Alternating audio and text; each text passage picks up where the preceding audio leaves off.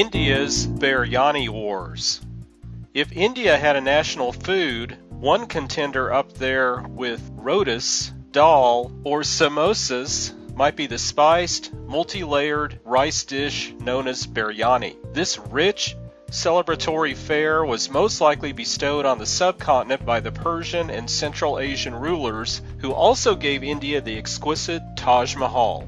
Now, biryani, the centerpiece of countless holidays and weddings in India, where it regularly upstages the cake, is at the center of a cultural firestorm. Police in parts of Haryana state in northern India have taken the extreme measure of checking dishes of mutton biryani at public eateries to ensure they don't contain beef. Not only does India's Hindu majority mostly not eat the meat of this sacred animal, but slaughtering cows is illegal in most of India, including Haryana, where a 2015 law dictates up to 10 years in prison. More than 20 Indian states forbid either cow slaughter, beef eating, or both. We have been getting lots of complaints that beef is mixed in the biryani in Mewat district, so I have ordered the police to physically check the biryani sold in eateries there. Haryana Cow Service Commission Chairman Bani Ram Mangla told the BBC World Service's Amitabh Bhattacharya. Considering India's incredible diversity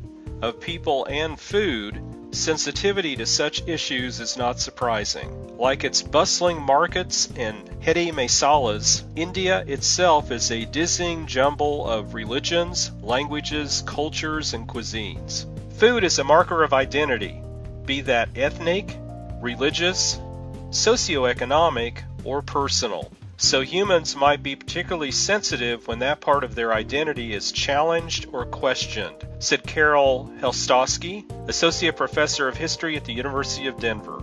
Take biryani, for example. There are at least as many ways to prepare the dish as there are states in India. In Hyderabad, layers of seasoned meat and saffron-flecked rice are sealed under a lid of dough, then steamed in the most traditional preparation called dum. In Chennai, the dish takes on heat with chili pepper and acidity with tomatoes. And in Calcutta, a potato-studded biryani is traditionally topped with a boiled egg. Judging from news reports, peppered with mentions of biryani war, communal riots, and cow vigilantism, food is a source of intense conflict in India. But talk to the people and you hear a different story. This biryani news is just media hype, said Wahaja Karim, a Bombay transplant living in New Delhi. Food in India unites people rather than being a source of hatred. That's how Faisal Siddiqui, a New Delhi-born food lover now living in the U.S. state of New Jersey, remembers India.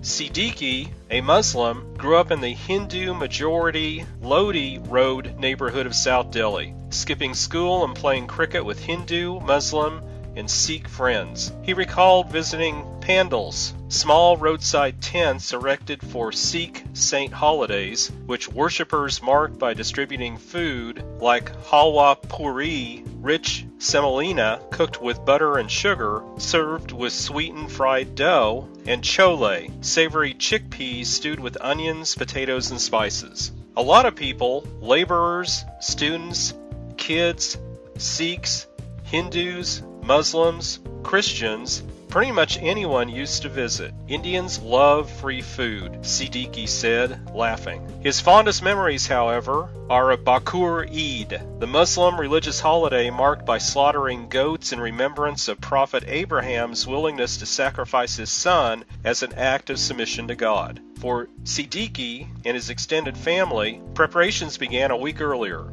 when his uncles would bring home 6 or 7 goats kept on the terrace-like roof for the children to feed, clean, and take care of before the holiday. I used to get attached to them, remembered Siddiqui. Eid day was tough. On Eid, a butcher would come to the house and slaughter the animals, which were skinned, butchered, and portioned, and the meat distributed to family, neighbors, and the poor in accordance with Muslim tradition. The highlight of the day? Dinner.